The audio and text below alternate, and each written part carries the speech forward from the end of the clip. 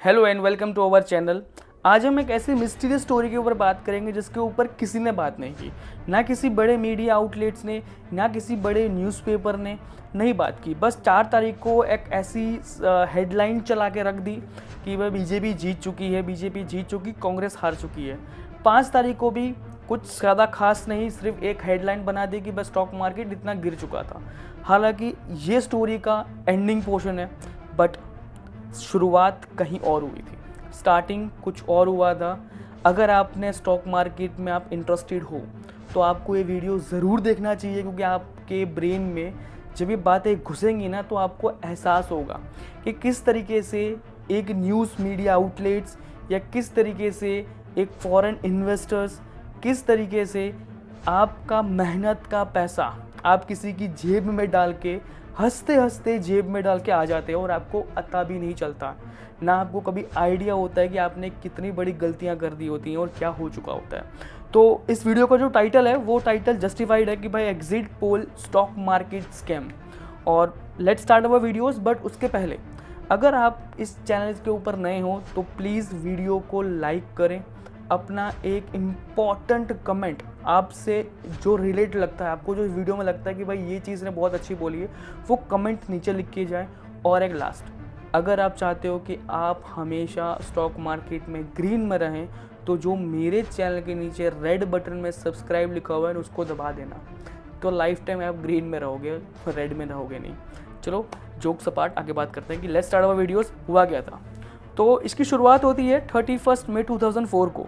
31 मई 2004 को ऐसा कुछ हुआ ही नहीं था, यानी कि उस दिन ना कोई भी बड़ी न्यूज़ आई थी, ना उस दिन बीजेपी जीत गई थी, ना उस दिन मार्केट में कोई ऐसी कोई सिचुएशन थी कि लोग बाइंग करें, ना ऐसा कुछ हुआ था कि भाई लोगों के दिमाग में एक था कि भाई 4 तारीख को रिजल्ट आने वाला है तो 3 तारीख को बाइंग कर लेंगे और 4 तारीख को मार्केट जब ऊपर जाएगा तो बेच देंगे। क्यों? क्योंकि हमारे ऑनरेबल प्रधानमंत्री जी ने कहा था कि भाई जिस दिन रिजल्ट डिक्लेयर होगा उस दिन कंप्यूटर्स हैंग हो जाएंगे और अपर सर्किट के ऊपर अपर सर्किट लगने वाली है। अब इमेजिन करके देखो कि अगर आप एक देश के प्रधानमंत्री हो और आप इतना बड़ा बयान दे रहे हो, उसके बाद अगर कुछ उल्टा हो जाता है तो उसका जिम्मेदार कौन हो सकता है। जस्ट इमेजिन, मैं मस्ती कर रहा हूँ, मैं किसी को ब्लेम नहीं कर रहा हूँ अभी भी। आगे बात करते हैं कि आगे क्या हुआ। 31 मई को कुछ खास दिन नहीं था, कोई बड़ा दिन नहीं था, फिर भी उस दिन सबसे बड़ी बाइंग हुई, क्योंकि उस दिन बाइंग हुआ टोटल 58% का, जो कि लास्ट कोविड में, यानी कि जब WHO ने कोविड को पेंडेमिक के रूप में डिक्लेयर किया था ना, तो मार्केट बहुत भयंकर क्रैश हुआ था। उस टाइम पे भी जितने फॉरेन इन्वेस्टर्स थे वो कुछ 22% तक का ही बाइंग कर पाए थे। बट जिस दिन 31 मई को अगर आप डेटा निकाल के देखोगे तो 31 मई को फॉरेन इन्वेस्टर्स ने कुल मिला के 58% का बाइंग किया है। जो लोग नेट सेलर हैं, यानी कि स्टॉक मार्केट के अंदर दो चीज़ें आती हैं। पहली चीज़ होती है कि ऑप्शन, मतलब जिसको हम कहते हैं कि डेरिवेटिव मार्केट, जिसके अंदर मोस्ट ऑफली सेलर्स पैसा बनाते हैं और बायर्स पैसा घुमाते हैं। क्यों घुमाते हैं? क्योंकि सबको पता है कि भाई इंडियन स्टॉक मार्केट के अंदर जो निफ्टी 50 है, बैंक निफ्टी है, ये 70% साइडवेज रहती है और 30% मार्केट ट्रेंडिंग में रहता है। या तो वो मार्केट ट्रेंडिंग अप में रहेगा या फिर मार्केट सेल में रहेगा, या फिर मतलब नीचे चलता रहेगा, या फिर 70% मार्केट एक रेंज बाउंड में रहेगा कि भाई घूमता रहेगा, बीच में घूमता रहेगा, और टाइम डिके के कारण जो सेलर्स हैं वो पैसा बनाते हैं। अगर आप 31 से मई के पहले का जितना डेटा देखोगे ना, या फिर उस पर्टिकुलर उस महीने का डेटा देखो, तो उस पर्टिकुलर महीने के अंदर आपको एक चीज़ जानने को मिलेंगी कि भाई जितने भी सेलर्स हैं या जितने भी फॉरेन इंस्टीट्यूटर इन्वेस्टर्स हैं, इन सब ने पर्टिकुलरली उन सबको सेल ही किया था, कभी इनको बाय नहीं किया, सब बेचा ही है, बाय किया ही नहीं। 31 मई को ऐसा क्या हुआ कि भाई उन्होंने धड़ल्ले से 58% का बाइंग किया। देखो याद रखना, ये डेटा हमारे पास बहुत लेट आता है। हमारे पास शाम को 7-8 बजे के बाद बहुत सारी एप्लीकेशंस होती है, उसके अंदर हमको दिखता है कि भाई आज के दिन की फॉरेन इंस्टीट्यूशनल इन्वेस्टमेंट कैसी रही, डेरिवेटिव्स में उन्होंने ऑप्शंस के अंदर कितना बाइंग किया, कितना सेलिंग किया, कितना फ्यूचर्स ने बाई किया, कितना फ्यूचर उन्होंने सेल किया हुआ है, ये हमको मार्केट ख़त्म होने के बाद पता चलता है। बट जिस दिन 31 मई को मार्केट बंद हुआ, शाम को 7-8 बजे रिपोर्ट आता है कि भाई 58% उन्होंने बाइंग किया हुआ है।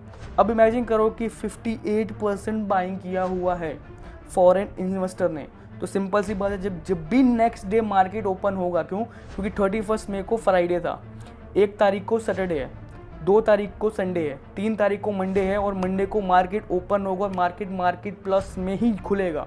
अगर आपको शक है ना, तो आप जाके 3 तारीख का चार्ट देख सकते हो। सबसे बड़ा गैप अप हुआ है और ऑल टाइम हाई भी मारा था, और ऑल टाइम हाई मारने के बाद धड़ल्ले से नीचे आ गया था। क्यों आया था बताऊंगा क्या हुआ था उस दिन। आगे बात करते हैं कि और क्या हुआ। एग्जिट पोल एक ऐसी टर्म जो इंट्रोड्यूस बहुत पहले हुई थी, इंडिया में बहुत लेट आई थी, और इसको यूज़ भी हमने बहुत सालों में बहुत कम बार करते हुए देखा गया था। और एग्जिट पोल होता है ना, वो एक तरीके से इसलिए बनाया जाता है कि जब भी लास्ट फेज़ का इलेक्शन हो जाए, उसके शाम को 6:30 बजे के बाद ही आप एग्जिट पोल के रिजल्ट डिक्लेयर कर सकते हो। क्लियर? ये एक जस्टिफिकेशन दिया होता है, इलेक्शन कमीशन ने ये साफ साफ बोला हुआ है कि जब भी एग्जिट पोल के रिजल्ट किसी भी न्यूज़ आउटलेट को या फिर किसी भी न्यूज़ मीडिया को पब्लिश करने हैं, चाहे उसके पास एडवांस में ही क्यों रिपोर्ट आ चुकी हो, फिर भी अगर आपको पब्लिश करने हैं तो आपको ये स्ट्रिक्टली फॉलो करना पड़ेगा कि आपको शाम को 6:30 बजे के बाद ही आप किसी भी टाइप का एग्जिट पोल का रिजल्ट डिक्लेयर कर सकते हो, अदरवाइज आप डिक्लेयर नहीं कर सकते। क्लियर? इसमें हुआ भी ये, बहुत सारे लोगों ने 6:30 बजे के पहले 6:30 बजे तक का वेट किया। 6:30 बजे एग्जिट पोल आते हैं और एग्जिट पोल के अंदर वो देखते हैं कि भाई बीजेपी को 400 पार का नारा मिला हुआ है, यानी कि बहुत सारे आउटलेट ने बोल दिया कि भाई 370 तो मार ही रही है, कई लोगों ने बोल दिया कि भाई 420 तो आ ही रहा है, कई लोगों ने बोल दिया कि भाई 450 ऊपर मार दिया है। अब इमेजिन करके देखो कि भाई अब अगर आपको इतनी बड़ी न्यूज़ या फिर एग्जिट पोल के बारे में ये न्यूज़, जो आप एक बहुत बड़े देश के अंदर जहाँ पे करोड़ों लोग रहते हैं, जो वर्ल्ड के अंदर नंबर 1 पॉपुलेशन कंट्री है, उस कंट्री के अंदर अगर आपके पास किसी भी न्यूज़ आउटलेट में अंदर या फिर किसी भी न्यूज़ के अंदर आपको जानने को मिल जाए, या आपको बार बार एक ही न्यूज़ दिखाई जाए कि भाई हम लोग 300 पार जा रहे हैं, 400 पार जा रहे हैं, तो सिंपल सी बात है कि भाई अब आपने लोगों का माइंड ऐसे डाइवर्ट कर दिया है कि भाई लोग 3 तारीख को मार्केट बूम होगा हुआ भी ये।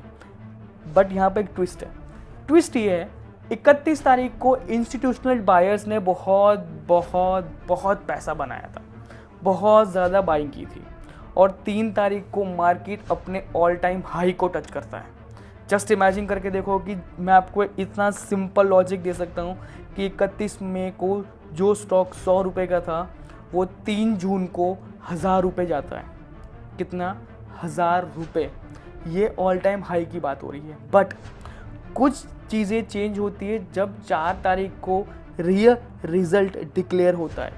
जैसे ही रियल रिज़ल्ट डिक्लेयर होता है तो हमको एक चीज़ देखने को मिलती है कि भाई मोदी जी खुद है ना अपनी सीट से जीतने में संघर्ष कर रहे थे।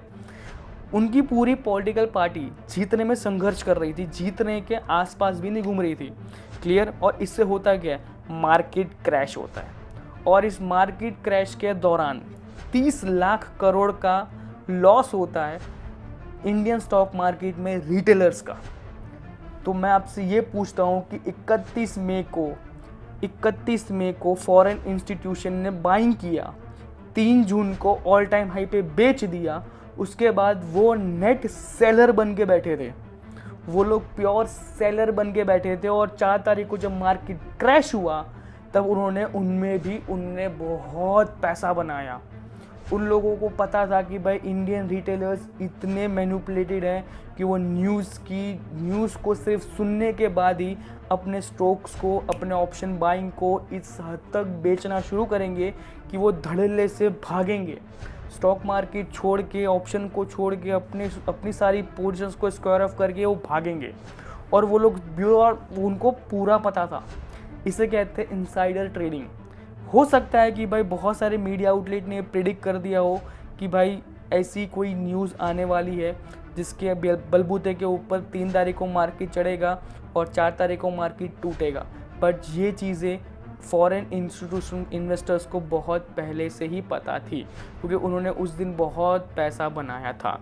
और ये पूरी की पूरी स्टोरी 31 मई से लेके 4 जून के बीच में हुई, और इसके अंदर सबसे ज़्यादा लॉस हुआ होगा ना तो बैंक निफ्टी और निफ्टी के ऑप्शन में, या फिर कह लो कि डेरिवेटिव मार्केट्स में सबसे ज़्यादा रिटेलर्स ने अपना पैसा घुमाया है। कुल मिला के कम से कम 22 लाख करोड़ मैंने पहले 30 लाख करोड़ का था, फिर से कह रहा हूँ 22 लाख करोड़ रुपया सिर्फ और सिर्फ डेरिवेटिव मार्केट के अंदर रिटेलर्स ने गवा दिया। और वही पैसा जो 22 लाख करोड़ है वो फॉरेन इंस्टीट्यूशन ने कमाया, वो भी एक ही दिन में। जस्ट इमेजिन करके देखो कि एक ऐसी न्यूज़ होती है और इस बलबूते के ऊपर इतनी बड़ी चीज़ें हो जाती है। मेरे कुछ 5 क्वेश्चंस हैं, इन 5 क्वेश्चंस के आंसर आपको मिलने चाहिए, मेरे से नहीं तो कम से कम खुद से पूछना। अगर खुद से नहीं जवाब मिल रहा है ना तो इस वीडियो को 5 लोगों को आसपास शेयर करके देखो, अगर उनसे मिलता है तो उनसे ले लो। क्या है? पहला क्वेश्चन आता है कि वो कौन से फॉरेन इंस्टीट्यूशन थे जिनको ये प्रॉफिट हुआ। दूसरा आता है कि भाई जो एग्जिट पोल की जो हिडन इंफॉर्मेशन थी, क्या फॉरेन इंस्टीट्यूशन के पास पहले पहुंच चुकी थी। तीसरी आती है, क्या रिटेलर्स को इतनी बड़ी चीज़ों को करने से पहले क्या हमें न्यूज़ के ऊपर डिपेंड रहना चाहिए या नहीं रहना चाहिए। चौथी चीज़, कहाँ से पैसा आया, पैसा किसका था। दोनों सेम क्वेश्चन है, पैसा कहाँ से आया और पैसा किसका था। चौथा क्वेश्चन ये है। और पांचवा मेरा ये एक सिंपल सा लॉजिक है, सिंपल लॉजिक क्वेश्चन है, प्रॉफिट कितना हुआ और किसको हुआ। ठीक है, 5 क्वेश्चन दिए हैं, इन 5 क्वेश्चन आपको पता होने चाहिए। इन 5 क्वेश्चन के आंसर आप ढूंढो, आपको आइडिया आ जाएगा कि भाई इंडियन स्टॉक मार्केट में किस लेवल की धांधली चल रही है। ठीक है, आपको आइडिया आ जाएगा। आगे बात करते हैं कि ऐसा ही एक सेम चीज़ हुई थी ऑस्ट्रेलिया के अंदर, ऑस्ट्रिया के चांसलर ने किया था। क्या हुआ था पता है?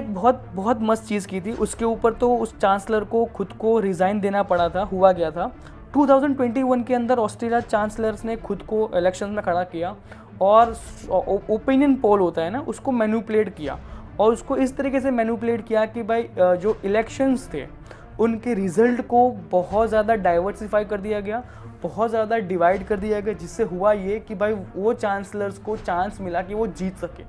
ठीक है, और जब इन्वेस्टिगेशन बैठता है तब ये प्रूफ हो जाता है कि भाई जो उस चांसलर ने है ना खुद को एक मीडिया आउटलेट के साइड कनेक्ट करके खुद ही के लोगों को बिठा के लोगों के ब्रेन में ऐसी चीज़ें डलवा दी जिससे कि ये लगे कि भाई जो मैं हूँ वो बहुत बेस्ट कैंडिडेट हूँ और जो मेरे सामने जो कैंडिडेट है वो बेकार कैंडिडेट है। ये इसलिए दिखाया गया क्योंकि लोगों ने वही चीज़ को बार बार रिफ्लेक्ट होते हुए अपने फीड में देखा बहुत बार। कैसे? अगर आज मैं हूँ और मेरे से एक बंदा खड़ा हुआ है और ये किसी एक्स पार्टी का है और मैं किसी वाई पार्टी का हूँ, मेरे पास बहुत पैसा है तो मैं अपने ही कुछ 1500 या 2000 लोग मार्केट में भेजता हूँ और उन्हीं को कहता हूँ कि भाई काम करो, घूमते रहो और लोगों को के बीच में इंटरव्यूज़ लो, और जब इंटरव्यू चल रहा हो तब खुद तुम वहाँ जाओ और बीजेपी किसी भी एक पर्टिकुलर पार्टी के बारे में बहुत ज़्यादा तारीफ़ करो। और इससे होगा क्या कि लोगों के बीच में कैसा पर्सपेक्टिव खड़ा हो जाएगा कि भाई लिटरली क्या मैं सोच रहा हूँ वैसे और भी तो नहीं सोच रहे ना, क्योंकि एक फोबिया हो जाएगा कि अगर मैंने किसी पार्टी के अगेंस्ट में बोल दिया तो हो सकता है कि मैं लोगों के बीच में गंदा दिखूंगा।